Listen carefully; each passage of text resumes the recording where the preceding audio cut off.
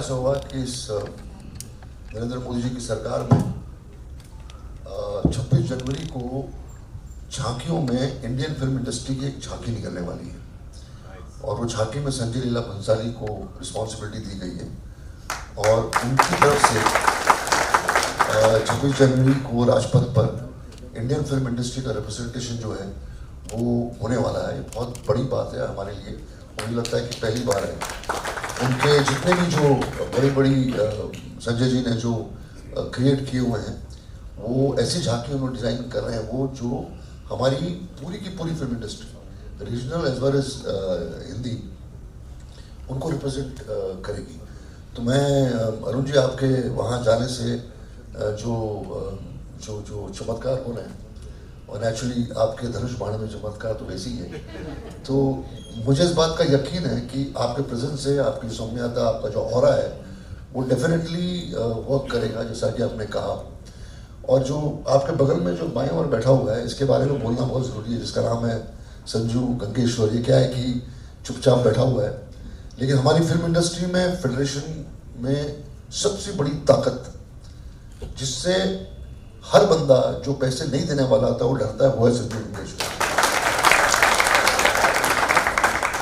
क्योंकि ये जैकेट पहन के शांति से बैठा हुआ ऐसे नहीं इलेक्शन जीता है, वो भी नाला सुपारा में। तो ऐसी हमारी ताकतें हैं जो हमारे पूरे इश्यूज को सॉल्व करेंगी। अरुण जी एक और इम्पोर्टेंट रिक्वेस्ट है आपसे कि हमारे देश में बहुत सारे फिल्मों के फेस्टिवल्स होते हैं, बहुत सारे इवेंट्स होते हैं जो सरकार उसको मना करती है, गवर्नमेंट की तरफ से होता है, जैसे इफ़ी हो, बहुत सारे फेस्टिवल्स होते हैं, नेशनल अवार्ड्स हो, सब जगह हो। एक बहुत इम्पोर्टेंट इशू है कि गवर्नमेंट एजेंसीज गवर्नमेंट अथॉरिटीज जितनी भी हैं वो सारे फेस्टिवल्स में वो सारे फंक्शंस में इवेंट्स में फेडरेशन को इन्वॉल्व करना बहुत ज़रूरी है। उनको लेटर्स जानी चाहिए, उनका इन्वॉल्वमेंट होना चाहिए ताकि जो 4.5-5 लाख हमारे टेक्नीशियंस और वर्कर्स हैं उनका इन्वॉल्वमेंट भी जब तक उस फेस्टिवल में नहीं होगा। उनको अवार्ड्स मिलते हैं, डायरेक्टर को मिलता है, कैमरा सबको मिलता है, लेकिन as a body I think FWIC का रहना ऐसे प्रोग्रामों में रहना बहुत ज़रूरी है। मुझे लगता है कि आप इस बात को ज़रूर सही जगह पर पहुँचाएंगे और हमारी इस रिस्पेक्टेबिलिटी हमारी इज्जत जो है वो उस दिन बढ़ गई जिस दिन आपने मोर्चा संभाला और आपको हमने जो पार्लियामेंट में देखा। थैंक यू बहुत बहुत गया था सर, मेरा सवाल अधूरा रह गया था। सवाल ये उठता है कि अगर एक प्रोड्यूसर के पास वर्कर मुन्ना खड़े हो जाओ जरा। धन्यवाद सर। तुम्हारा नाम भी मुन्ना है, बातें भी मुन्ने के जैसी करते हो। धन्यवाद सर। वाला ब्रेक काफी नहीं किया था सर। सवाल ये उठता है कि अगर एक प्रोड्यूसर के पास अगर पैसा बाकी है वर्कर का तो वर्कर उस प्रोड्यूसर के पास जाएगा, वो नहीं देगा, उसके बाद वो क्या काम करेगा, लेबर डिपार्टमेंट में जाएगा। लेबर डिपार्टमेंट प्रोड्यूसर को वर्कर को बुलाएगा, समझौता कराएगा, समझौता नहीं हुआ तो वो भेज देगा लेबर कोर्ट में। लेबर कोर्ट के बाद मामला जाएगा हाई कोर्ट। प्रोड्यूसर अगर जीता तो कोई बात नहीं, अगर वर्कर जीता तो कोई ना कोई एक हाई कोर्ट जाएगा। हाई कोर्ट में मामला नहीं सॉल्व हुआ तो जाएगा सुप्रीम कोर्ट। इस तरीके से ये मामले जो है पेंडिंग हो जाएंगे सारे सर। इसके लिए आपने क्या सोचा है?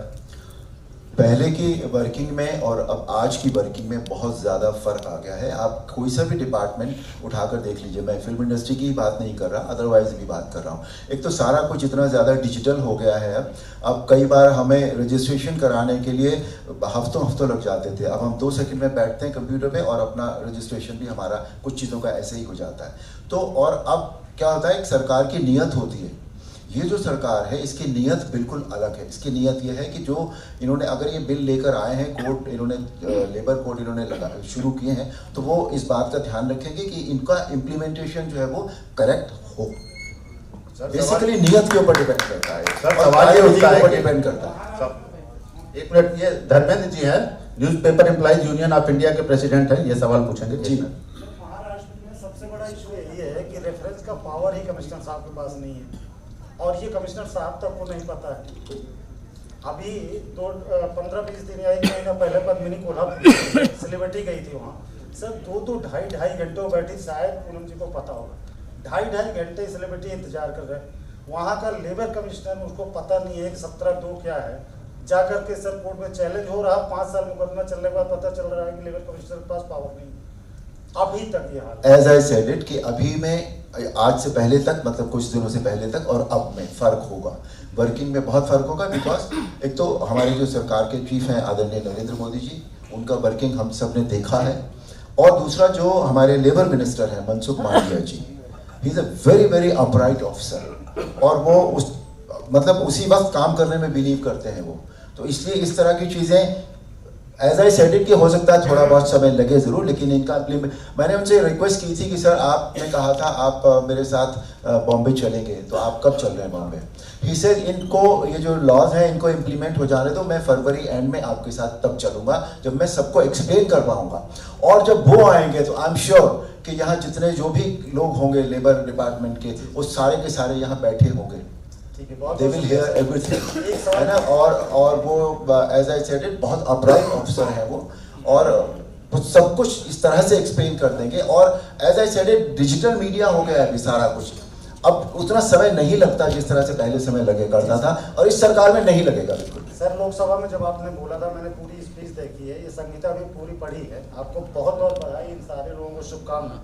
लेकिन सर मैं पत्रकार यूनियन से हूँ, तो एक हमारे पत्रकार बिरादरी का एक सवाल है सर, ये जो संविधान जो संहिता आई है, इसमें बहुत सारे कानून आपने बदले हैं, मजबूत किए हैं, लेकिन क्षमा चाहूँगा सर, वर्किंग जर्नलिस्ट एक्ट 1955 को आप लोगों ने कमजोर किया। 1955 को? जी सर। इसका मुझे अगर आप एक रिप्रेजेंटेशन दे देंगे, बिकॉज इसमें इस बारे में मुझे अभी तक इतना नहीं पता है, तो मैं I will be very thankful to you. Well sir, implementation तो एडमिनिस्ट्रेशन करता है, पीएम साहब तो नहीं आएंगे लोकल लेवल पे। मैं आपके कार्यकाल में केवल इतना जानना चाहता हूं कि ये जो करप्शन है या जो एक्सप्लॉयटेशन है, ये 1-2% भी कम हो जाएगा तो आप इतिहास बन जाएंगे। तो आपका आशान्वित है कि इसमें कुछ न कुछ बदलाव होगा? कानून तो 70 साल से बनते आ रहे हैं।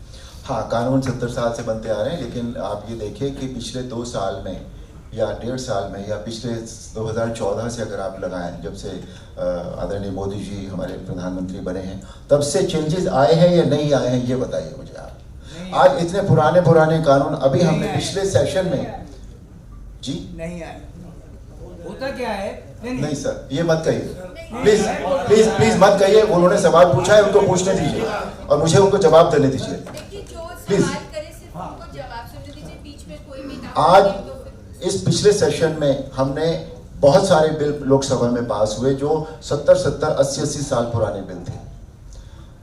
हर चीज देखभाल कर, और समय थोड़ा सा जरूर लगता है। एज आई सेड इट कि अगर हमारी नीयत अच्छी है, अगर सरकार की नीयत ये है कि यहाँ हमें बदलाव करने हैं समाज की अच्छाई के लिए, लोगों की अच्छाई के लिए, तो उनको उन चीज़ों को पहले स्टडी किया जाता है, उसके बाद फिर एज आई सेड इट, आपको भी पता है कि बिल फिर लाए जाते हैं और बिल पास किए जाते हैं। तो बहुत सारे बदलाव हुए, बहुत सारे बदलाव हुए, और हर चीज़ में समय थोड़ा सा ज़रूर लगता है, लेकिन इसमें भी, और आप 1-2% की बात कर रहे हैं, I am sure Ram ji अब हमारे साथ हैं। पिछले 500 साल में जो नहीं हुआ था वो पिछले साल हुआ ना। 500 साल में मंदिर नहीं बना था, बना। तो चेंजेस हैं, है ना। तो चेंजेस जब हैं तो सामने आएंगे ही आएंगे। और आप 1%, 2% की बात करें, मैं तो ये मानता हूँ कि अगर 10% हो जाएगा, मेरा नाम इतिहास में आए या ना आए, मुझे कोई फर्क नहीं पड़ता। मैं आपको सच बता रहा हूँ, मुझे नाम की न कभी पहले परवाह थी, ना आज भी परवाह है। मैं सिर्फ ये चाहता हूँ, और मैं आपको सच बता रहा हूँ, मैं इसीलिए एजीएम में भी बुलाया था मैम ने, क्या बता रही थी, मैं इसीलिए नहीं आया था। मैंने कहा नहीं, पहले कुछ हो जाए, हम जरा सा एक कदम तो आगे बढ़ा लें, उसके बाद हम इस बात के हकदार होंगे कि हम अपना अभिनंदन करा सकें। तो होगा, जरूर होगा। Have patience. आपकी सदा सहता को हम जानते हैं, हम आशान्वित है कि आपके कार्यकाल में लेबर के लिए कुछ अच्छा हो, सकारात्मक हो। जरूर होगा, जरूर होगा, पूरी कोशिश है।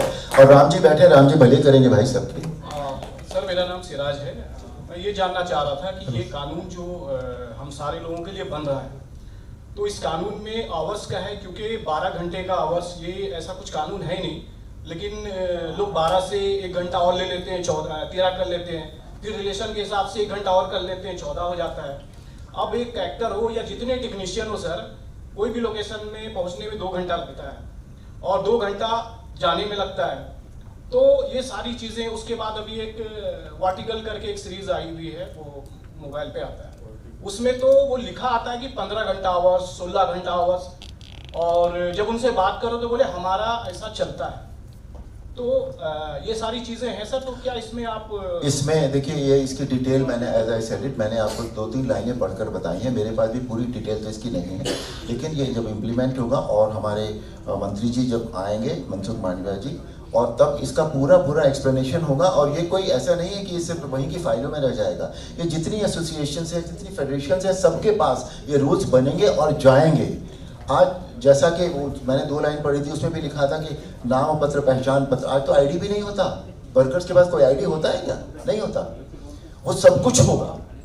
ये जो नए कानून बने हैं, ये सिर्फ इसीलिए बने हैं कि उनकी जो सामाजिक और आर्थिक व्यवस्था है उसमें सुधार हो। तो इसका इम्प्लीमेंटेशन जब होगा तो आई एम श्योर कि अच्छी चीजें सामने आएंगे। सर, प्रॉब्लम उसमें ये है कि इसको कार्यान्वित कैसे किया जाए।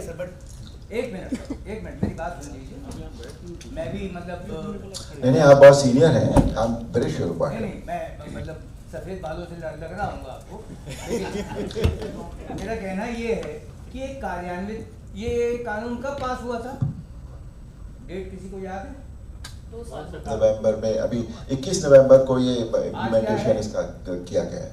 सर, मैं लगातार शूटिंग कर रहा हूँ, ठीक है।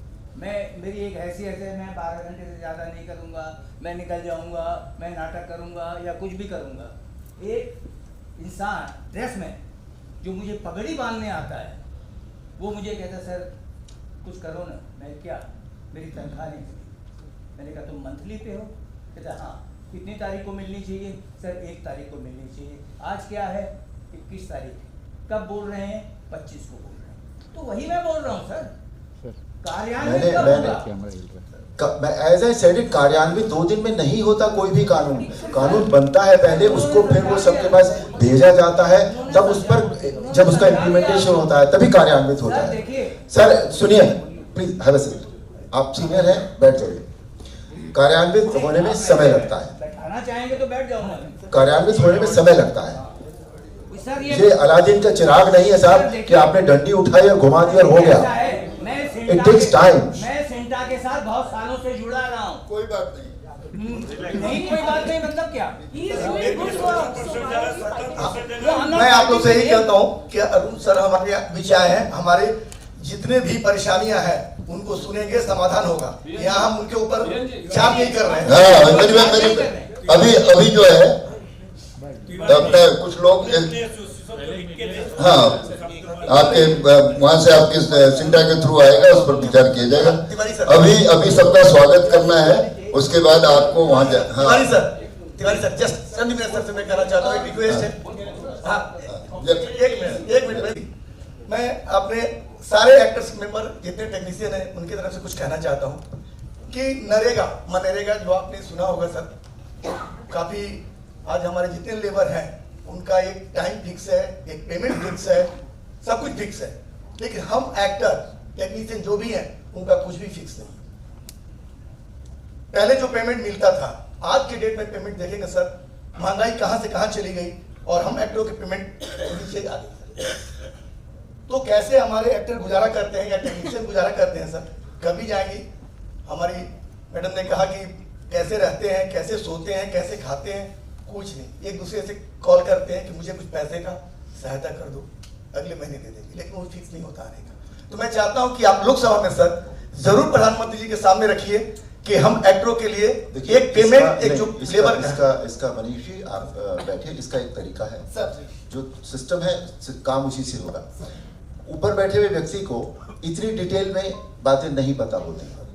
आप जो भी एसोसिएशंस हैं उनका एक रिप्रेजेंटेशन कि सर हमारी ये प्रॉब्लम है। पहले तो जब ये संहिता जब डिटेल में आप पढ़ लें, उसको देख लें, है ना, उस पर काम शुरू हो जाएगा। अगर उसमें उसके बाद जो कमियां अगर हमें दिखती हैं उसमें कुछ, तो उनका रिप्रेजेंटेशन जो है वो हम दे सकते हैं सरकार के पास कि भाई ये इसमें और कमी है, ये सुधारों की और आवश्यकता है। इसमें बिल्कुल सुधारों की जो एक क्रिया होती है ना, वो कहीं रुकती नहीं है, वो चलती रहती है, वो एक रेगुलर प्रक्रिया है वो सुधार की। May I ask a question, please? Sir, may I ask a question, please? जी। Hi, sir. I'm an editor and I'm representing the Association of Film and Video Editors. So question about the SOPs and the regulations. What I find generally is a flaw in the way that we receive as editors, we receive our regulations, is that as an editor, I am expected to implement it individually versus the implementation happening from the power center downwards, which is the producers downwards. The onus becomes, the onus can't be on me as an individual editor to implement the regulations. So I just wanted to know, will there be any checks and balances of these kind? Like, will there be more pressure on the producers to implement these regulations?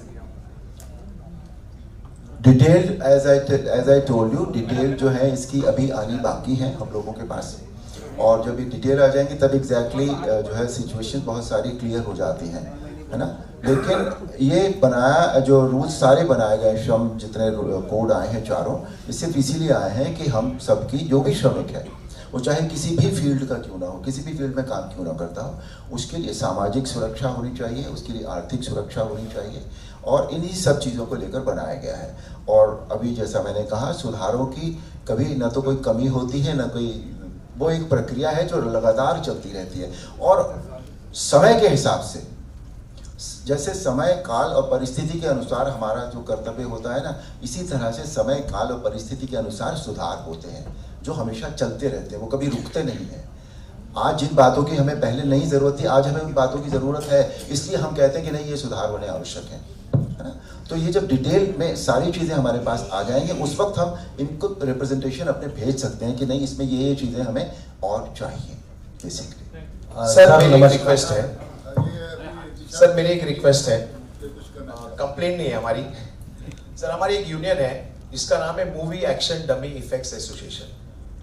Sir हम लोग बहुत thin line पे बैठे हुए हैं, क्योंकि हम लोग डील करते हैं गन्स में, एक्सप्लोजन्स में, स्मोक्स में, फायर में। तो हमारे साथ क्या हुआ था कि हमारे पास गन्स है जो हम लोग को खरीदनी पड़ती है अकॉर्डिंग टू द मार्केट, जो मार्केट में चल रहा है उस हिसाब से। सर हमारे 2016 से पहले हमारे पास गवर्नमेंट से सर्टिफिकेट दिए जाते हैं आर्म्स डिपार्टमेंट से कि यू आर सेटिस्फाइड कि ये गन्स डमी है। आज 2016 के बाद एक जीआर आया और हमारे सारे सर्टिफिकेट्स नल एंड वॉइड हो गए। उसके बाद हमने एप्लीकेशन कर रहे हैं, लेकिन हमारे सर्टिफिकेट नहीं बन रहे हैं। बोलते हैं आपको 3 गन का लाइसेंस दिया जाएगा। सर हमारे पास हजारों की क्वांटिटी में गन्स होती है, हम 3 गन का लाइसेंस लेके करेंगे क्या? अगर हमारे सब नल एंड वॉइड हो गए, हमारे जितना भी फॉरेन में जाने वाला बिजनेस था सब खत्म हो गया। हम लोग अबू धाबी जाते थे, मलेशिया जाते थे, सिंगापुर जाते थे, वो सब खत्म हो गया। तो कम से कम एटलीस्ट हमारे फिल्म लाइन के लिए तो थोड़ा एग्जम्पशन होना चाहिए हमारे लिए। हमने सर डीजीएफटी में लीगली इंपोर्ट करने के लिए, इलीगल इंपोर्ट्स हो रहे हैं बहुत, लीगली इंपोर्ट करने के लिए मैंने डीजीएफटी में परमिशन लगाई है सर। 2020 में परमिशन लगाई थी, वी आर सिटिंग इन 2026, अभी तक परमिशंस नहीं है। We want to do legal work but it's not happening. इन सब के लिए थोड़ा सा सिर्फ हमारे लिए सारी बातों को ना हम इंडिविजुअली आप या हम ट्रीट नहीं कर सकते, वहाँ इंडिविजुअली हम इन चीज़ों को नहीं लेकर जा सकते। आपको जो भी आपकी जैसे फेडरेशन है उसके थ्रू आप रिप्रेजेंट करें, और फेडरेशन कैन, हम फिर फेडरेशन के साथ वहाँ बैठकर बात कर सकते हैं कि भाई ये प्रॉब्लम्स हैं, इनको आप सॉर्ट आउट कीजिए। ठीक है, thank you so much, thank you so much sir नमस्कार। एक मिनट मेरी बात सुनिए, अभी हर आदमी सवाल पूछना चाहेगा। भैया देखो, ये इंडिविजुअल प्रॉब्लम्स हैं, है ना, हर जगह की। ये आपको आप लिखकर अपनी फेडरेशन में दे लीजिए, federation can approach us and then we can take it further.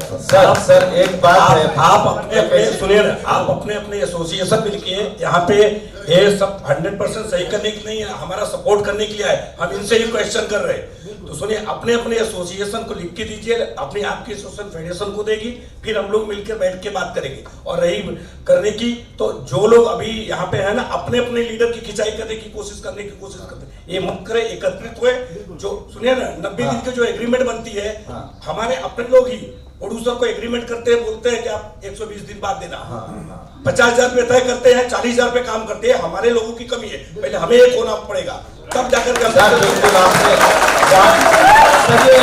Non member आने वाला भी हमारे एसोसिएशन की बात है। सर से एक रिक्वेस्ट ये है, नॉन मेंबर आने वाले भी हमारे अपने होते हैं। सर वो सुन लीजिए, ये एसोसिएशन की बात, सर एक रिक्वेस्ट है आपसे, जब एसओपी बनेगा तो आप थोड़ी सी नजर रखिएगा, क्योंकि जो प्रोड्यूसर एसओपी को नहीं मानेगा तो एक रिक्वेस्ट रखिए कि जो नहीं मानेगा उस पर कार्रवाई की जाए, उसकी सदस्यता रद्द की जाए। और बस ये एसोसिएशन से बोलूंगा, इंडिविजुअल जो अधिकारियों के पास जाते हैं एक ग्रुप बना के फेडरेशन के साथ जाए तो और मजबूती से हम अपनी प्रेजेंटेशन दे सकते हैं। हम क्या करते हैं, अकेले अपनी ताकत लगाते हैं, अपनी ताकत लगाते हैं। सिमटा में जिस तरह की बैठक की गई है FWIC के ज्वाइंट में, तो किन मुद्दों पर चर्चा किया गया, क्या कुछ कहना चाहेंगे? एक्चुअली सिमटा में बैठक नहीं की गई, ये हॉल हमने लिया था और उसमें हमने लेबर कोड के बारे में बताने के लिए ये मीटिंग रखी थी, अपने तमाम मेंबरों को बुलाया था। चूँकि ये हॉल सिमटा और क्वाड के पास है तो हमने उनको संपर्क किया।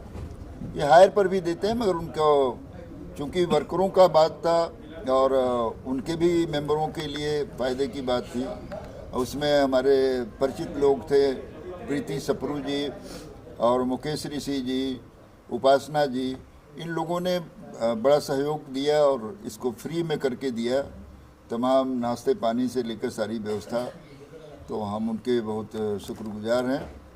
बाकी ये मीटिंग जो थी पर्टिकुलर किसी एसोसिएशन के साथ नहीं थी, ये हमारे सारे बॉडी जो हमारी 37 है उनके लिए मीटिंग थी और ये लेबर कोड बताना था। साथ में जो हमारा सबसे चहेता मेंबर है वो चुनाव जीत कर आए थे नगर पालिका का, अपना नाला सुपारा से संजू भाई, उनको हमें लोग चाहते थे कि एक साथ इकट्ठा कैसे होंगे, वो इनका स्वागत करना चाहते थे और ये अवसर मिला है तो स्वागत किया गया है।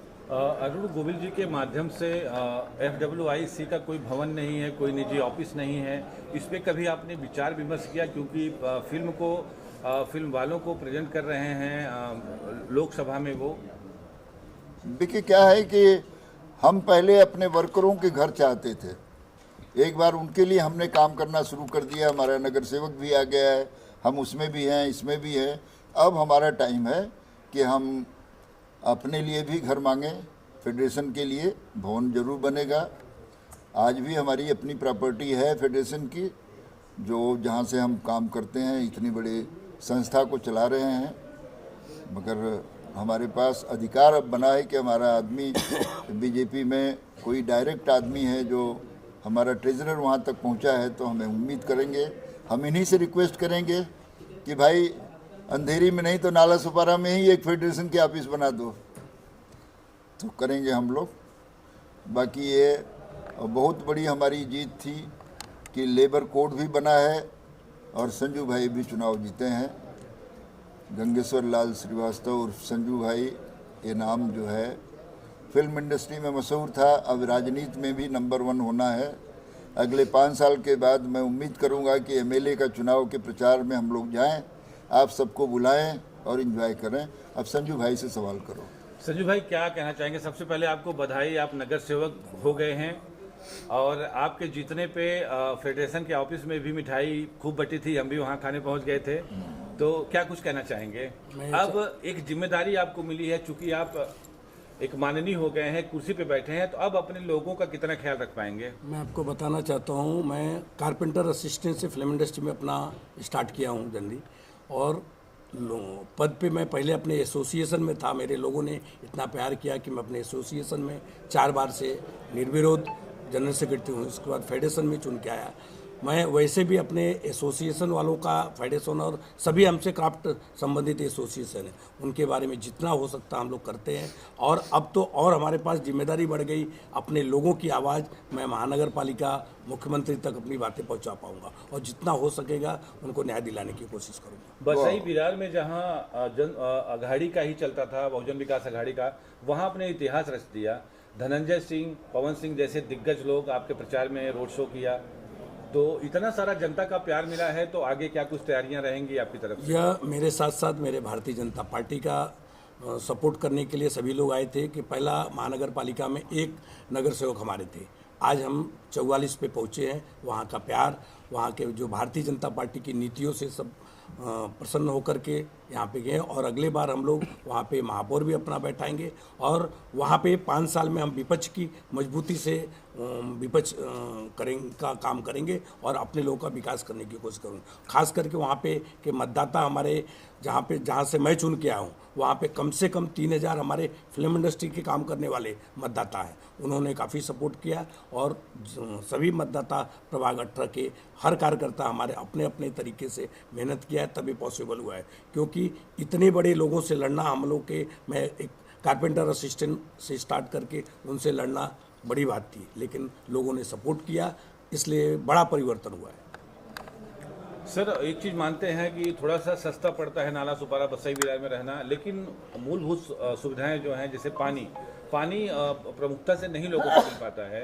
तो अब आप सत्ता में आए हैं, आपकी सरकार शायद वहाँ बने या आगे चल के बने, तो पानी वानी का कितना आप वहाँ ध्यान देंगे, कैसे लोगों को? वहाँ पानी नहीं, बहुत काफ़ी असुविधाएं हैं, जैसे रोड लाइट, गटर, पानी, रास्ते का बहुत प्रॉब्लम है। वहाँ के महानगर पालिका के अधिकारियों ने या जो भी पहले नगर सेवक थे उन्होंने कोई कार्य नहीं किया हुआ है। लेकिन आज भारतीय जनता पार्टी जहाँ उनके नगर सेवक है वो तो काम करेंगे, जहाँ नगर सेवक उनके नहीं है विपक्ष के तरीके से आवाज़ उठा के वहाँ का हर कार्य करने की कोशिश करेंगे हम लोग। तिवारी सर और कुछ कहना चाहेंगे दर्शकों से अपने? बस कुछ नहीं, शुभकामना आप लोग दीजिए दर्शकों को, बहुत बहुत प्यार। हमारी फेडरेशन के तमाम लोगों ने हमारे माननीय संजू भाई का जो सम्मान किया है, अपना अरुण गोविल जी का सम्मान किया है, उसके लिए हम उनका तहे दिल से शुक्रिया अदा करते हैं। और मैं चाहूँगा कि भविष्य में इस तरह से जब फरवरी लास्ट में मनसुख जी आएंगे, मनसुख मांडविया जी अपने लेबर मिनिस्टर सेंट्रल से, उस समय भी हम इस बात को ध्यान रखें कि हमारे पहले अपने घर में स्वागत जरूरी है, अपने घर के मेंबर का स्वागत जरूरी है। बाहरी आदमी का तो उसको सारी दुनिया करती है। हमारा मकसद एक ही था यहाँ पर आने का कि इसी बहाने हम लोग एक साथ, जो लोग नहीं जा पाए थे इनके फंक्शन में, इनको नहीं मिल पाए थे, वो सब लोग उत्सुक थे। बहुत सारे लोग निराश होकर के नहीं आ पाए, ऊपर बहुत भीड़ थी। सबको चाहिए, सब खड़े रहना चाहते हैं, जबकि हमारे पास एक लिमिटेड टाइम था, 2 घंटे का ही टाइम है। तो इस तरह से एक आनंद आया है और ऐसा कंटिन्यू हम करते रहेंगे। आप लोगों का सपोर्ट चाहिए, सहयोग चाहिए। जय श्री राम। खास करके आप सभी मीडिया वासियों का, मीडिया वालों का भी बहुत बहुत आभार है।